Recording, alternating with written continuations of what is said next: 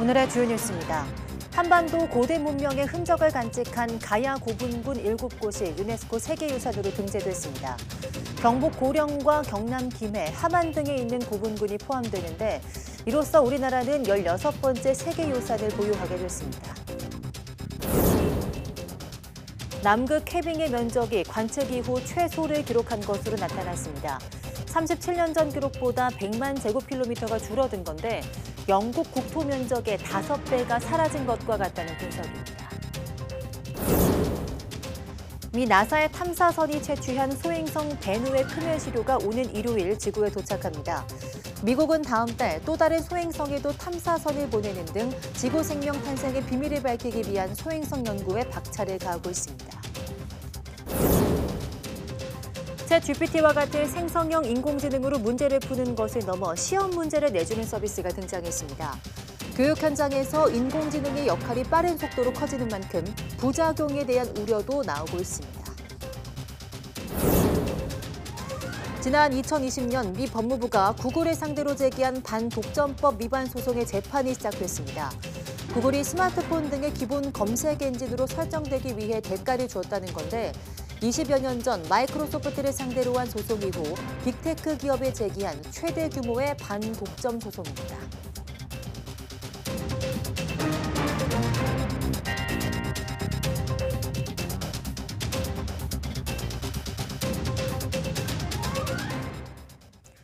여러분 안녕하십니까? 9월 18일 사이언스 투데이 시작합니다.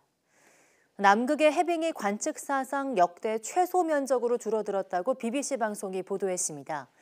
현지 시간 16일 보도에 따르면 현재 남극해에 떠있는 해빙 면적은 1,700만 제곱킬로미터 미만으로 역대 최소 면적을 기록한 1986년보다 100만 제곱킬로미터 작습니다. 이는 영국 국토 면적의 5배가 사라진 것과 같다고 BBC는 설명했습니다. 이렇게 줄어든 해빙은 지구온난화 등을 악화하는 결과로 이어질 수 있다고 전문가들은 우려합니다. 남극의 얼음은 태양의 빛 에너지를 대기로 반사해주고 인근 물 온도를 식혀주는 등 지구 온도를 조절하는 역할을 맡고 있습니다. 해빙이 사라지면 바다는 더 많은 햇빛을 흡수할 수밖에 없고 따뜻해진 바다는 더 많은 얼음을 녹이는 악순환이 벌어집니다. 일교차가 점점 심해지는 계절이 왔습니다. 이럴 때일수록 심혈관 질병에 더욱 주의해야 하는데요. 특히 사망 원인 2위인 심근경색의 경우 미리미리 대처해야 하는데 조기 증상을 알고 있는 성인이 절반도 안 된다고 합니다. 김혜은 기자입니다. 심근경색은 심장을 둘러싼 관상동맥에 문제가 생겨서 발생합니다. 혈관이 막히면서 심장 근육이 괴사하는 겁니다. 대부분 조기 증상이 있지만 피로나 노화 탓이라고 넘겨버리는 경우도 많습니다. 전조 증상은 있었거든요. 숨이 차고 막 계단 올라가면. 그걸 제가 좀 무시를 했죠. 병원에 가야 되는데 무심하게 넘겼다가 이제 체했겠지 생각을 했는데 너무 극심한 통증이 와서.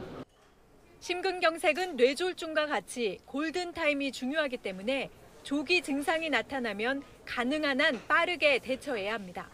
하지만 지난해 기준으로 성인의 절반 이상은 심근경색 조기 증상을 제대로 모르는 것으로 나타났습니다.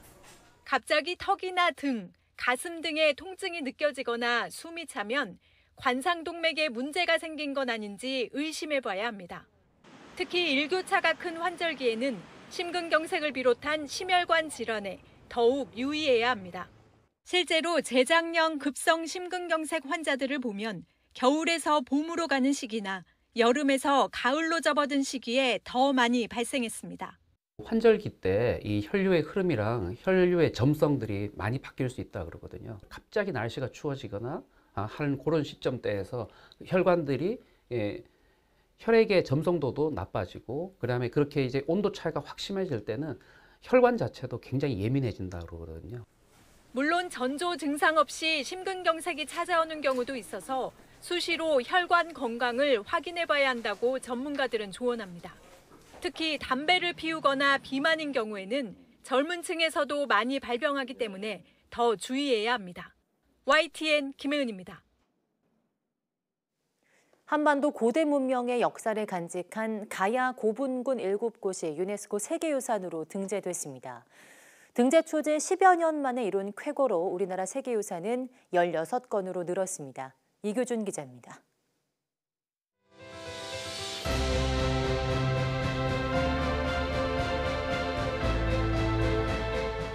유네스코 세계유산위원회는 사우디아라비아 리야드에서 열린 제45차 회의에서 가야 고분군을 세계유산 목록에 올리기로 결정했습니다. 10년 넘게 세계유산 등재를 끈질기게 추진해온 문화재청과 경남, 경북, 전북 등 지자체 관계자들은 뜨겁게 환호했습니다. 가야 고분군의 유네스코 세계유산 등재는 지난 2013년 잠정 목록에 오른 이후 10여 년 동안 민관, 학이 함께 마음을 모아 이뤄낸 쾌거입니다. 가야 고분군은 1세기에서 6세기 중엽에 걸쳐 한반도 남부에 번성했던 가야의 7개 고분군을 하나로 묶은 연속유산으로 경북 고령의 지산동 고분군을 비롯해 경남 김해의 대성동 고분군, 하만의 마리산 고분군 등이 해당됩니다.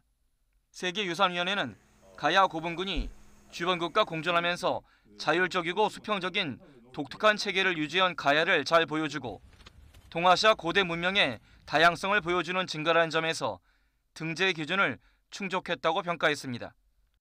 가야 고분군이 세계유산에 추가됨으로써 우리나라는 갯벌에 이어 16번째 세계유산을 보유하게 됐습니다. 문화재청은 앞으로 반구천 안각화와 한양 수도성곽 등도 유네스코 세계유산 등재를 추진할 계획입니다. YTN 이교준입니다. 네, 그러면 우리나라가 보유한 16번째 세계유산이 된 가야 고분군.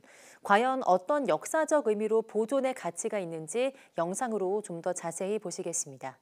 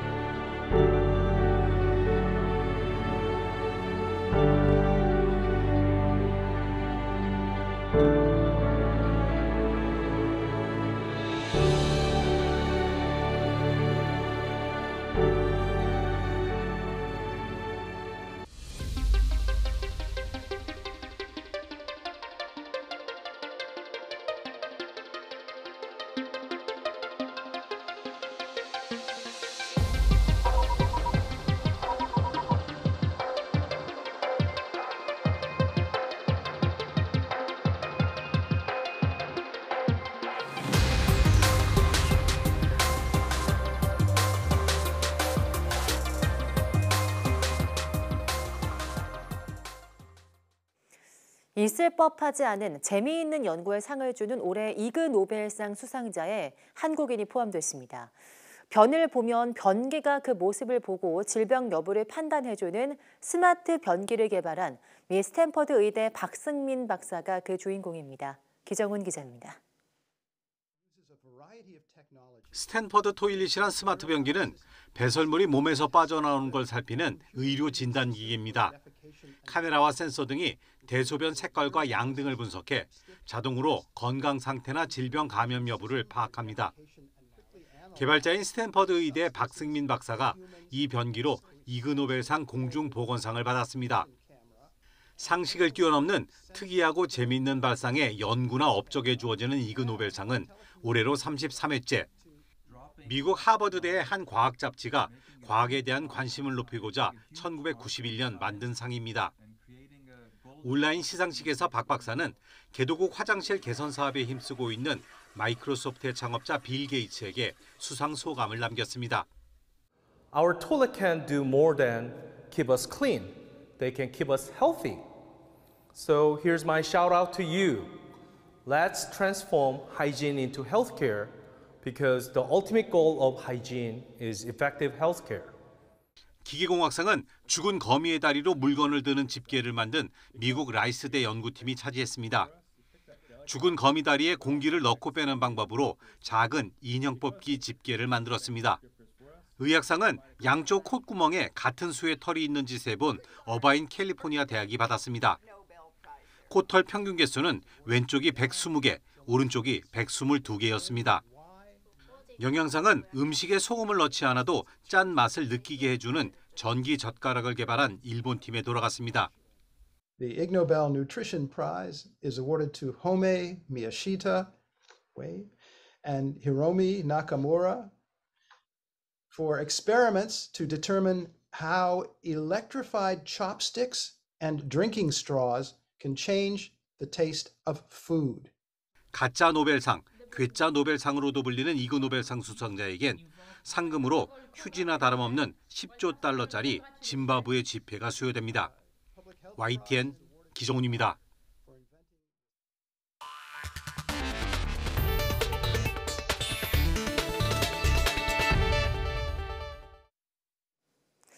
미 나사의 탐사선이 채취한 소행성 베누의 표면 시료가 오는 일요일 지구에 도착합니다. 앞서 소행성 류고 시료를 가져온 일본에 이어서 미국도 본격적으로 소행성 탐사를 확대하고 있는데요. 그 이유가 뭔지 최소라 기자가 전해드립니다. 2016년 발사된 오시리스 렉스 탐사선.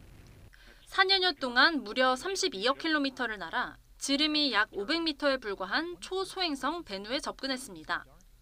로봇팔을 뻗어 시료를 채취하는 데 성공했고 다시 23억 킬로미터를 날아 지구에 근접했습니다.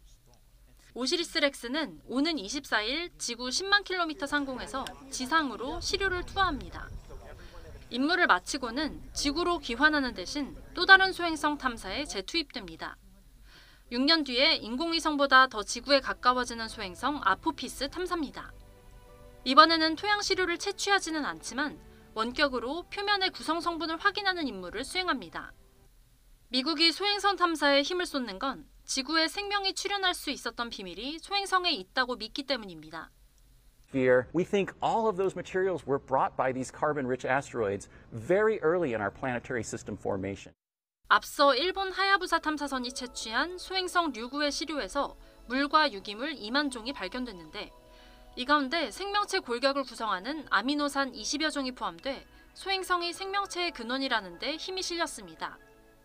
소행성 탐사의 또 다른 목적은 우주자원. 일부 소행성엔 지구 전체 매장량의 10배에 달하는 희토류와 광물이 매장돼 있을 것으로 추정됩니다. 미국은 금과 철, 니켈이 가득하다고 예상되는 소행성 프시케에도 다음 달 탐사선을 보냅니다. And after this planet started forming and this metal core formed inside of that, it collided with other bodies that then stripped off the rocky mantle, leaving this core in place. 우리나라에선 누리호를 개조해 소행성 아포피스를 탐사하겠다는 사업이 제시됐지만 지난해 예비 타당성 조사 대상에서 제외되면서 무산된 상태입니다. YTN 사이언스 최소라입니다. 챗GPT와 같은 생성형 인공지능이 교육 분야에 활용되는 사례가 커지고 있는데 특정 콘텐츠를 주면 알아서 문제를 내주는 AI도 나왔습니다. 과제나 리포트 작성 등 주로 답변 작성에 도우미 역할을 넘어 출제자의 역할까지 하게 됐는데요. 기능과 편의성이 커진 만큼 부작용에 대한 우려도 함께 커지고 있습니다. 이동은 기자입니다. 인공지능으로 시험 문제를 내주는 인터넷 사이트입니다. 100개의 시사상식 용어가 담긴 파일을 업로드한 뒤 버튼을 클릭하자 보기가 딸린 문제와 함께 답에 대한 해설까지 나옵니다. 객관식 문제 40여 문항이 만들어지는데 걸린 시간은 2분 남짓. 원하는 만큼 개수 제한 없이 더 많은 문제를 만들 수도 있습니다. 기존 챗GPT를 이용하면 간단한 키워드에 관한 문제만 출제할 수 있었는데 이를 변형해 원하는 자료나 특정 범위에서 더 수준 높은 문제를 낼 수 있게 된 겁니다. 교사들이 시험 문제에 대한 아이디어를 손쉽게 얻을 수 있고 또 출제자의 개인적인 성향이나 기존에 보유한 문제은행에 의존하지 않고 새로운 문제를 출제할 수 있어서 시험의 공정성과 객관성 향상에도 도움이 됩니다. 생성형 인공지능 기술이 발달하면서 교육 분야에서는 이미 챗GPT와 같은 서비스가 학습 현장의 변화를 이끌고 있습니다. 실제로 한 대학 설문조사 결과 답변자의 87%가량은 생성형 AI를 사용하면서 학습 효율성이 좋아졌다고 답했습니다. 이 가운데 절반 이상은 챗GPT가 등장하기 전에는 비슷한 과제를 할 때 어려움을 겪었다고 답했습니다. 이처럼 단순히 답변하는 역할을 넘어 문제를 내고 과제를 도와주는 등 교육 현장에서 AI의 역할은 이미 돌이킬 수 없을 만큼 커졌습니다. 따라서 교육 현장에 스며든 인공지능이 긍정적인 변화를 담보할 수 있도록 하는 제도적, 사회적 장치 마련도 시급히 풀어야 할 숙제로 남아 있습니다. YTN 사이언스 이동은입니다. 세계 최대 인터넷 검색 엔진 기업 구글을 상대로 한 미국 정부의 반독점 소송이 시작됐습니다. 20여 년 전 마이크로소프트를 상대로 한 소송 이후 빅테크를 상대로 한 최대 규모의 반독점 소송이어서 관심을 끌고 있습니다. 최영주 기자입니다. 지난 2020년 미 법무부가 구글을 상대로 제기한 반독점법 위반 소송이 시작되는 날, 구글의 소송 담당 변호사들이 서둘러 법정으로 향합니다. 이번 소송의 쟁점은 검색업계 1위인 구글이 시장 지배력을 형성하는 과정에서 반독점법을 위반했는지 여부입니다. Google does have a monopoly. The question of this trial is whether it's an illegal monopoly. I mean, they control 90% of the search market. Google says that's just because they have the best product out there. 미 법무부는 첫 재판에서 구글이 기본 검색 엔진 자리를 유지하기 위해 해마다 100억 달러, 우리 돈 13조 3천억 원을 사용하고 있다고 주장했습니다. 구글이 웹브라우저와 휴대전화에 기본 검색 엔진으로 설정되는 대가로 스마트폰 제조사와 통신업체 등에 수십억 달러씩 지불했다는 겁니다. 반면 구글은 불법적으로 경쟁을 저해한 게 아니라 자사 검색 엔진이 우수하기 때문에 시장 점유율이 높은 것이라고 맞섰습니다. The government's going to argue that Google search is like the digital air that we breathe, but the company's tactics have polluted the atmosphere and is damaging the consumers, that they're not getting the best search results. 미국의 빅테크 기업을 상대로 한 반독점 소송은 마이크로소프트사의 윈도우 브라우저 독점 소송 이후 20여 년 만입니다. 당시 마이크로소프트는 미 법무부가 제기한 소송에서 진 뒤 회사가 분할되는 위기에 몰리기도 했습니다. 만약 법원이 이번에도 정부의 손을 들어준다면 구글은 사업 일부를 매각하거나 문제가 된 사업을 중단해야 하며 최악의 경우 기업 분할 가능성도 나옵니다. 다만 어떤 결과가 나오든 양측 모두 항소할 것으로 보여 최종 결론까지는 수년이 걸릴 것으로 예상됩니다. 세계 최대 인터넷 검색 엔진 기업 구글의 운명을 결정지을 이번 반독점 소송은 향후 수십 년간의 기술 산업 환경에도 영향을 미칠 것으로 전망됩니다. YTN 최영주입니다. 함부로 버려진 담배꽁초는 언제나 인상을 찌푸리게 하는 쓰레기의 대표격이죠. YTN 사이언스는 앞으로 이 담배꽁초와 관련한 연속 보도를 할 계획인데요. 먼저 환경부의 꽁초 처리 비용 집행 실태부터 전해드리겠습니다. 최기성 기자입니다. 서울 번화가에 있는 한 거리입니다. 빗물바지 속에 꽁초가 가득합니다. 길가에 무단 투기하는 모습도 쉽게 볼 수 있습니다. 이렇게 버려진 꽁초는 환경 문제와 물난리, 화재를 유발하는 원인이 됩니다. 환경부는 1년에 국내에 꽁초 52억 개 정도가 버려진다고 추정합니다. 국내 연간 판매량 720억 6천만 개 가운데 7.25%가 버려진다고 거칠게 추산한 수치입니다. 7.25%의 근거는 환경부가 지난 2020년 일부 지역에서 표본조사를 벌여 버려지는 꽁초양을 총 판매량과 비교한 수치입니다. 하지만 세계보건기구 WHO는 한 해 생산 담배 6조 개 가운데 4조 5천억 개, 75%가 무단으로 버려지고 있다고 보고 있습니다. WHO 기준을 적용하면 국내에 연간 실제 버려지는 꽁초는 540억 개로 환경부 추산보다 10배 넘게 많습니다. 환경부가 투기 꽁초양 파악조차 제대로 하지 않고 있는 겁니다. 정부는 해마다 담배 회사에서 폐기물 부담금 890억 원 이상을 걷고 있지만 꽁초를 따로 회수하거나 처리하는 데는 이 부담금을 사용하지 않고 있습니다. 전국 8개 지자체가 꽁초를 주워오면 무게에 따라 보상금을 주는 제도를 시행했거나 시행 중인데 여기에도 폐기물 부담금은 한 푼도 쓰이지 않습니다. 환경부는 꽁초는 생활 폐기물로 분류돼 배출된다면서 폐기물 처리시설 설치 등의 폐기물 부담금을 쓰고 있다고 설명했습니다. 담배 회사에서 거둔 돈으로 왜 꽁초 회수나 처리 관련 예산을 따로 편성하지 않느냐는 질문에 환경부는 답변하기 어렵다고 했습니다. 담배 제조사들은 폐기물 부담금을 성실히 내고 있고 재원 사용은 정부의 권한으로 제조사가 평가하기에는 적합하지 않다고 알려왔습니다. YTN 최기성입니다. 네, 그러면 해외 사례는 어떨까요? 미국의 경우 담배 회사가 책임지고 꽁초를 치우도록 강제하고 있는 흐름이 이어지고 있는데 이에 대해 국내 담배업계는 과도하다는 반응입니다. 계속해서 최기성 기자가 보도합니다. 미국 캘리포니아주에선 꽁초 등 재활용 불가능한 상품을 제조사가 회수하도록 하는 내용이 담긴 법안이 발의됐습니다. 스페인은 꽁초 수거나 처리 비용을 담배 회사가 부담하도록 하는 규제 도입을 추진 중입니다. 유럽연합 EU는 담배 쓰레기 처리 비용을 담배 회사가 부담하도록 권고했고 프랑스도 생산자가 처리 비용을 내도록 하는 기구를 지정해 승인했습니다. 폐기물 부담금이 꽁초 수거 등에 바로 쓰이지 않는 한국과 달리 담배 회사가 직접 자금을 투입하도록 하는 겁니다. 담배 회사와 환경부에 어떻게 생각하는지 물었습니다. KT&G는 정책 방향이 결정되고 법제화되면 성실히 이행할 계획이라고 했습니다. 한국 필립 모리스와 BAT 로스만스, JT 인터내셔널은 한국 담배협회를 통해 입장을 전했습니다. 담배협회는 제조사의 별도 수거 책임까지 부담시키는 건 과도한 책임 부여라고 했습니다. 환경부는 담배꽁초 적정 수거 상황과 해외 도입 사례 등을 참고해 검토할 것이라고 밝혔습니다. 이와 별개로 담배 필터 일부를 재활용하는 방안을 연구 중인 곳도 있습니다.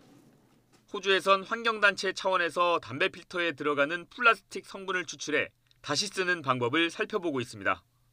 의자 좌판 받침도 만들고 테이블 상판도 만들고 그렇게 되더라고요. 우리나라처럼 좁고 어떻게 보면 담배꽁초를 더 수거하기 쉬운 환경인데 그냥 지자체도 귀찮고 그러니까 좀 안 하고 있는 거죠.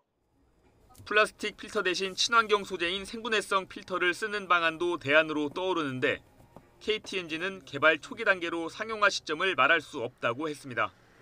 환경부도 생분해성 필터 개발 예산을 편성한 적은 없습니다. YTN 최기성입니다. 요즘 소비자들이 많이 찾는 포도 가운데 대세는 역시 당도가 높은 샤인머스켓인데요.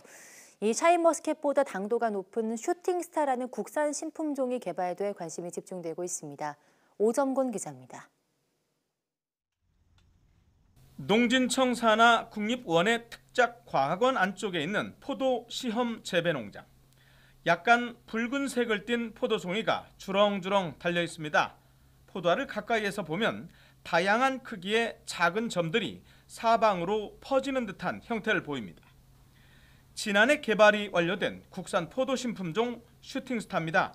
슈팅스타는 포도알을 씹으면 달콤한 향이 나는 게 특징이라고 합니다. 그 달콤한 솜사탕 향이 나고요. 예. 그다음에 껍질째 먹을 수 있고 씨가 없다는 것이 큰 특징입니다. 무엇보다 중요한 것은 당도. 샤인머스켓과 비교해봤습니다. 신맛은 비슷했는데 당도는 샤인머스켓이 17브릭스, 슈팅스타는 19.8브릭스였습니다. 샤인머스켓보다 당도가 한 2브릭스 정도 높습니다. 어떻게 해서 그런 게 나왔어요? 처음 교배를 할 때부터 당도가 높은 엄마 아빠를 교배를 해서 만들었기 때문에 그렇습니다. 농촌진흥청은 경북과 경기, 충남 등 포도 주 생산지에서 현재 슈팅스타 신품종에 대한 현장 실증 작업을 진행하고 있습니다. 동시에 새 묘목을 포도 농가에 보급하고 있습니다. 슈팅스타 포도를 맛을 보니까 이 포도가 너무 마음에 들어서 내년에 식재를 해서 꼭 더 맛있는 포도를 만들어서 소비자들한테 보여드리고 싶은 그런 마음이 가득합니다. 네, 요즘 포도 시장은 알이 크고 당도가 높은 이 샤인머스켓이 거의 대세를 이루고 있는데요. 이것보다 더 달다고 하는 슈팅스타, 이 새로운 품종의 등장이 어떤 변화를 가져올지 주목됩니다. YTN 오점곤입니다.